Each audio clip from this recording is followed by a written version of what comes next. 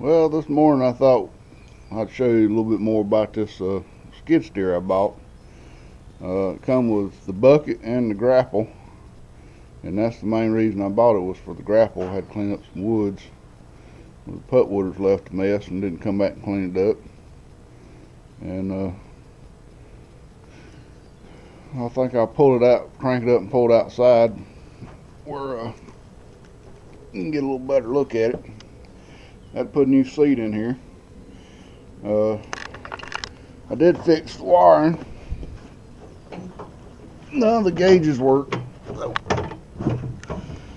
when I first got it. Fuel gauge. None of these buzzers and lights are hooked up.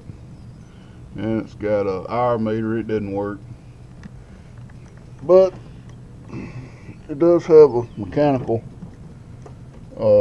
oil pressure gauge, and it works.